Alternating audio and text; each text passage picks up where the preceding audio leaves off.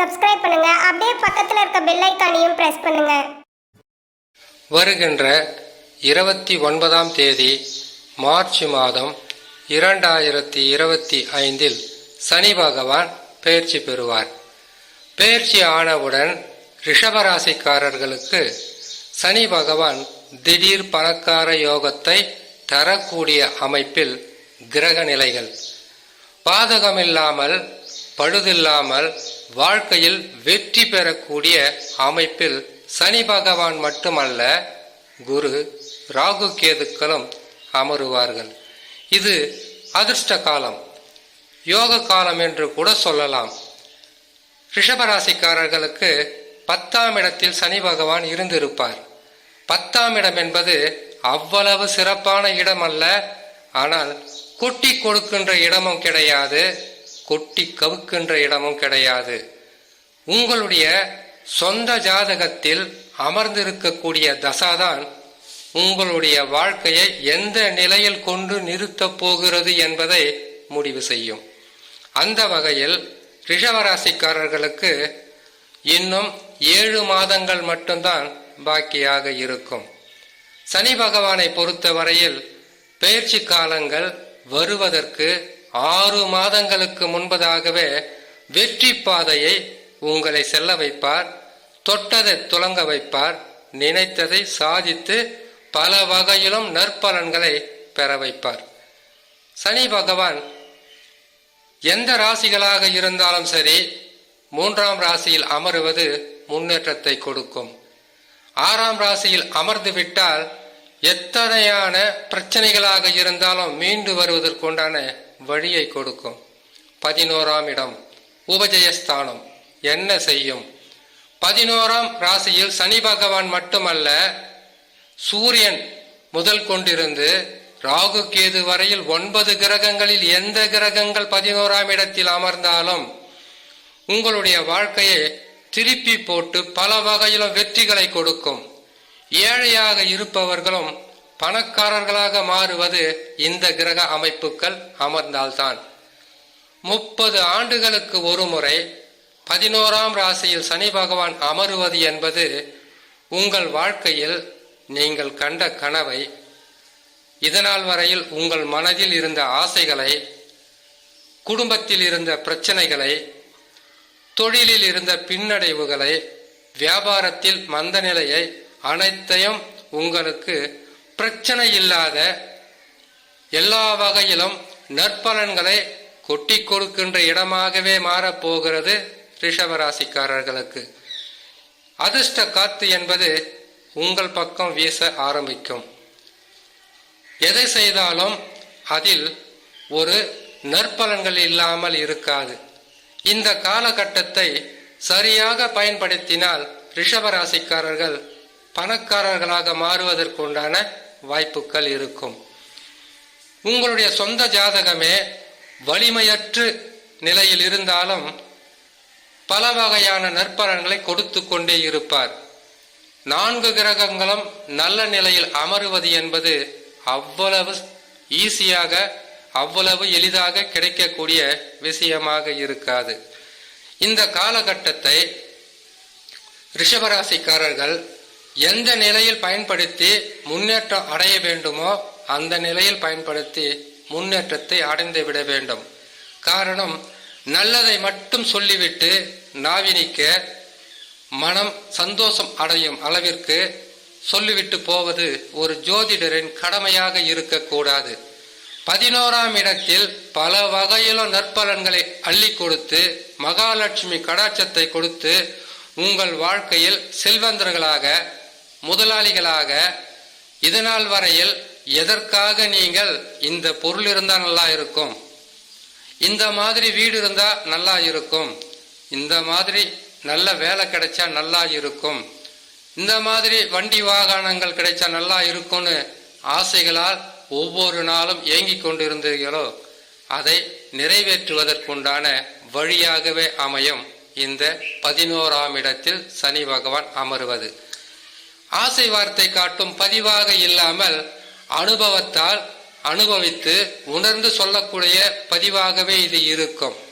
காரணம், இப்பொழுது இருக்கக்கூடிய நிலை ரிஷபராசிக்காரர்களுக்கு பொருளாதாரத்தில் பின்னடைவு, குடும்பத்தில் சந்தோஷமில்லாத தன்மை, கடனாளிகளாக இருப்பது, பல வகையிலும் கஷ்டங்களை அனுபவித்து மன நோயாளிகளாக இருக்கின்ற சூழ்நிலையில் இருப்பதினால் தெளிவுபட இன்னும் சில மாதங்களில் சனி பகவான் அவருடைய 11ஆம் இடத்தினுடைய அதிர்ஷ்ட காற்றை வீசக்கூடிய ஒரு சூழ்நிலைக்கு மாறிவிடுவார். 2.5 ஆண்டு காலங்களில் 2.5 ஆண்டு காலங்கள் என்பது 30 மாதங்கள் ஒரு மனிதன் வாழ்க்கையில் முன்னேற்ற பாதைக்கு செல்லுவதற்குண்டான மிகப்பெரிய ஒரு யோகத்தை கொடுக்கின்ற ஸ்தானம்.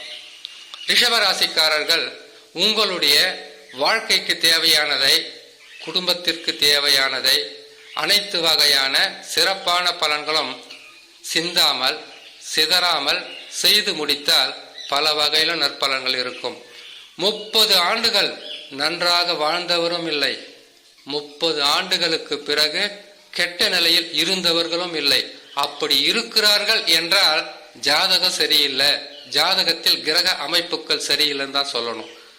ஏன்னு கேட்டீங்கன்னாக்கா, சனி பகவானை வைத்துத்தான் ஒருவர் வாழ்க்கையில் முன்னேற்றம் அடைவதும் அவருடைய வாழ்க்கையில் பின்னடைவு சந்திப்பதும் என்பதை ஜோதிடர்கள் முடிவு செய்வார்கள்.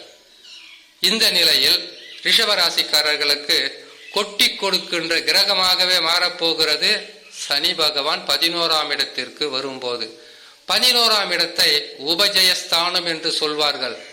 உபஜயஸ்தானம் என்றால் தொட்டது துலங்குவது, நினைத்தது நடப்பது, கேட்டது கிடைப்பது, சொல்லாமல் செய்கையால் செய்து காட்டுவது என்பதை பல வகையிலும் உங்களுக்கு செய்து காட்டி உணர்த்துவார். ஆனால் 11ஆம் இடத்திலிருந்து சனி பகவான் நல்லதை செய்வார். அதற்கு பிறகு 7.5 சனியாக மாறுவார். சனி பகவான் கிட்ட எப்பவுமே ஒரு நல்ல பழக்கம் இருக்கும். ஒரு வாரம் பொறுத்திருந்து உங்களுக்கு ஒரு கெடுதல் வரப்போகிறதுனாக்கா ஒரு வாரத்துக்கு முன்பதாகவே ஏதோ ஒன்று நடக்கிற மாதிரி இருக்குதுன்றத ஒவ்வொரு ராசிக்காரர்களுக்கும் உணர்த்துவார். அந்த நிலையில் சனி பகவான் 11ஆம் இடத்தில் அள்ளி கொடுப்பார். சனி கொடுத்தால் யார் தடுப்பார்? சனி பகவானே கெடுத்தால் அதை யார் கொடுப்பார் என்கின்ற கேள்விகளுக்கு நிகராக ரிஷபராசிக்காரர்கள் செய்து காட்டி அனைத்து வகையான சிறப்பான பலன்களையும் பெற்று உங்கள் வாழ்க்கையில் இவங்கெல்லாம் போய் வாழ போறாங்களா, நான் அப்பவே சொல்லல, இது எது செய்தாலும் விளங்காது, நம்ம பேச்சையும் கேட்கறதில்ல, நம்ம சொல்றதையும் கேட்கறதில்ல, சொல் பேச்சையும் கிடையாது, சுய புத்தியும் கிடையாது, ஆகையால இவங்க வளர்ச்சி அடைகிறது எப்போ, அதெல்லாம் நடக்காது என்று சொன்னவர்கள் முன்னால் செய்து சாதித்து வெற்றிகளை பெற்று அவர்கள் முன்னால் வாழக்கூடிய கிரக அமைப்பாகவே இருக்கும் 2025 இந்த நேரத்தை வீணாக்காமல் கடுமையாக உழைத்து அதிர்ஷ்டத்தின் பின்னால் அலையக்கூடாது. காரணம், அதிர்ஷ்டம் அது இஷ்டம். நாம முயற்சி செய்தால் பெரும் கஷ்டம் என்பதை உணர வேண்டும் ரிஷபராசிக்காரர்கள். செய்யும் தொழில், எடுக்கின்ற முயற்சி, இந்த காலகட்டங்களில் சனி பகவான் 11ஆம் இடத்தில் இருக்கும்போது உங்களுக்கு தேவையான வேலையா முயற்சி செய்யுங்க. முயற்சி செய்யாமல் வாழ்க்கையில் முன்னேற்றம் என்பது எளிதில் கிடைத்து விடாது. ஆகையால் ரிஷபராசிக்காரர்கள் நல்ல வேலை வேணும்னா இந்த காலகட்டத்தில் முயற்சி செய்யணும்.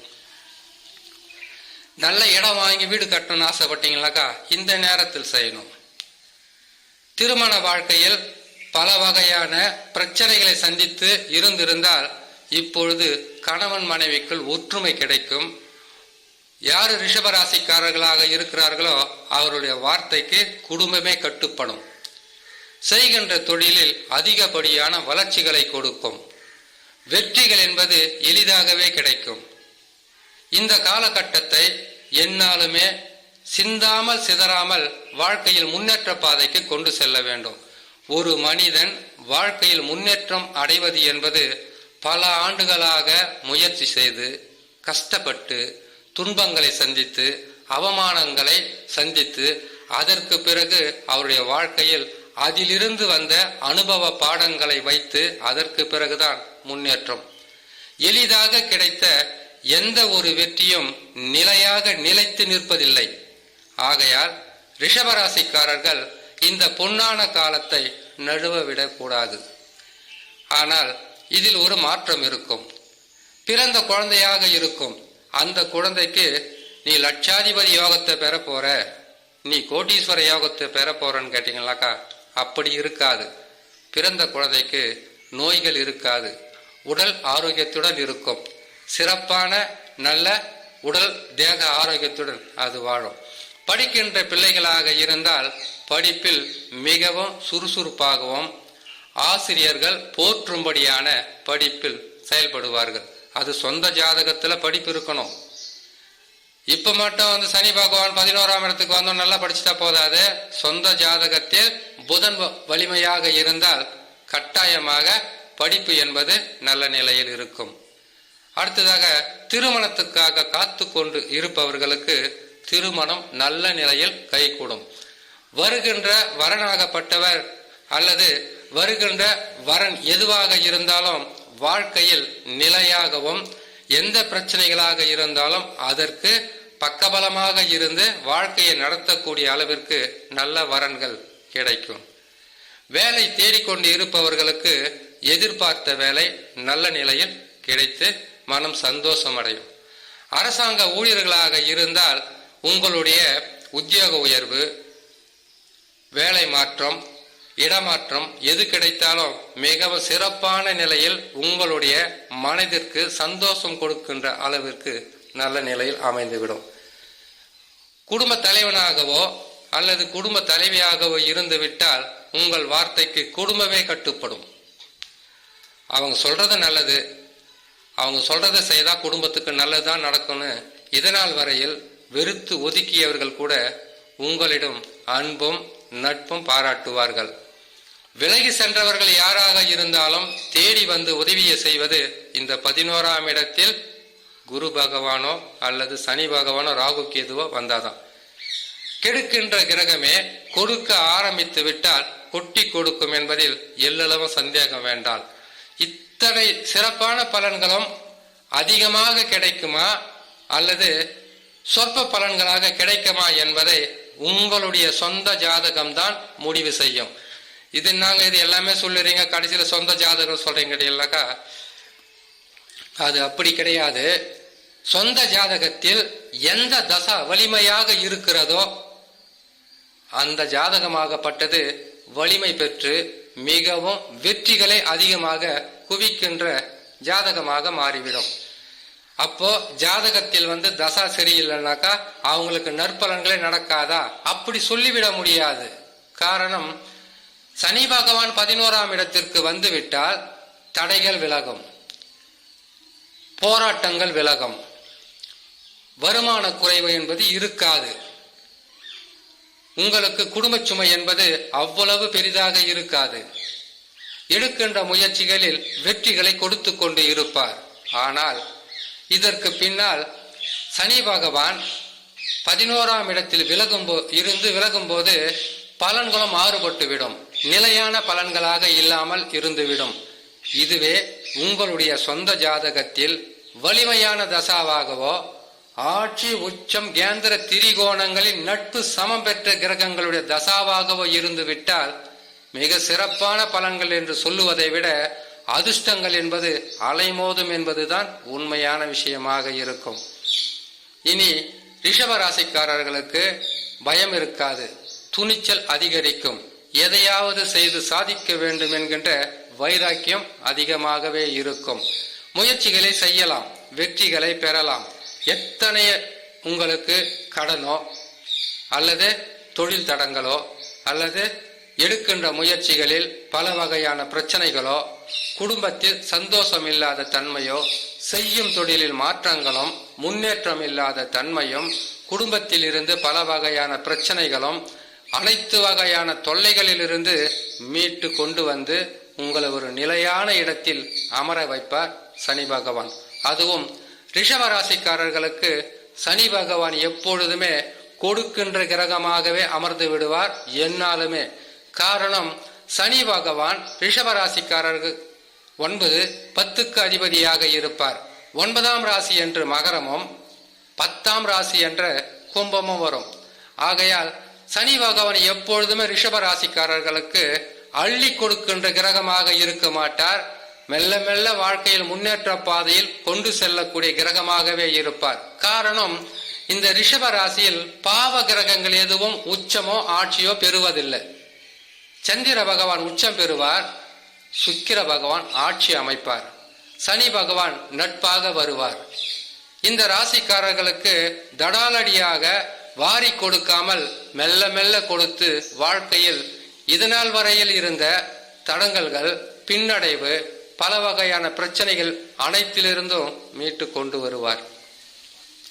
அது மட்டும் இல்லாமல் கடனாளிகளா இருக்கிறீங்களா, கடனை தீர்க்க முயற்சி செய்யுங்க, உடனுக்குடனாக முடியும்.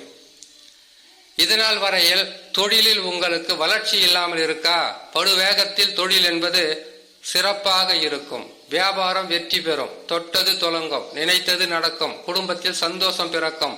இதனால் வரையில் இல்லாத வளர்ச்சி பாதைக்கு கொண்டு செல்லும். ஆனால் இது 2.5 ஆண்டு காலம் மட்டும்தான். அதிலும் குரு பயிற்சி இருக்கு, ராகு கேது பயிற்சி இருக்கு. இன்னும் அவங்களுடைய பிரச்சனை எல்லாம் சந்திக்கணும் இல்லையா? இதே 2025 குரு பயிற்சி பெறுவார். சனி பகவான் பயிற்சி ஆனவுடன் 2 மாதங்களில் குரு பயிற்சி ஆயிடுவார், 2ஆம் இடத்துக்கு வந்துடுவார். 2ஆம் இடத்திற்கு வந்தவுடன் பொருளாதார உயர்வு என்பது பல மடங்கு உயர்ந்துவிடும். ஆகையால் மற்ற கிரகங்களுடைய நிலைகளும், குரு பயிற்சி தனியா போடுறோம், ராகு கேது பயிற்சி தனியா போடுறோம், கேட்டு பயன்பெறுங்க. சனி பகவானை பொறுத்த வரையில் பயிற்சி ஆகும்போது ராஜ கிரகங்கள் என்று சொல்லக்கூடிய ராகு கேது குரு சனி பகவானை அவர்கள் இருக்கின்ற இடம், அடுத்தது எந்த இடத்திற்கு செல்வார்கள், அது உங்களுக்கு சாதகமாக இருக்குமா பாதகமாக இருக்குமா என்பதை அறியாமலே பலன்களை சொல்லிவிடக் கூடாது, சொல்லிவிடவும் முடியாது. சனி பயிற்சி ஆனவுடன் குரு பயிற்சியாய் 2ஆம் இடத்துக்கு வந்து விடுவார். முன்னேற்ற பாதையில் எந்த தடையும் இருக்காது. தடையில்லாமல், தடங்கல்கள் இல்லாமல், தெளிவான சிந்தனையுடன் உங்களுடைய வாழ்க்கை என்பது மிகவும் சிறப்பாக இருக்கும்.